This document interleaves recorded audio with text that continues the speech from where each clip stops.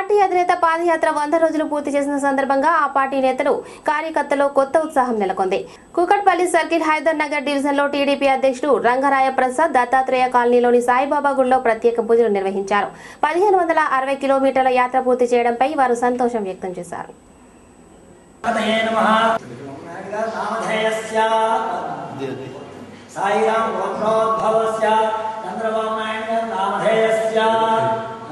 सह कुटुंबानां साधान्धवस्य क्षेम स्थैर्य धैर्य विजय अभय आयु आरोग्य ऐश्वर्याभिवृद्ध्यर्थं मनोवांఛ सर्वाभीष्ट सकल చంద్రబాబు నాయుడు గారు పాదయాత్ర 100 రోజులు చేరుకున్న సందర్భంగా ఈరోజు హైదర్ నగర్ డివిజన్లో తెలుగుదేశం పార్టీ ఆధ్వర్యంలో మరి దత్తాత్రేయ కాలనీ సాయిబాబా గుడిలో 100 కొబ్బరికాయలు కొట్టి బాబుగారి యొక్క ఆయుర ఆరోగ్యాలు బాగుండాలని ఆయన యాత్ర సఫలీకృతం కావాలని తెలుగుదేశం కార్యకర్తలందరూ కూడా ఇక్కడ సాయిబాబా గుడిలో పూజలు చేయడం జరిగింది.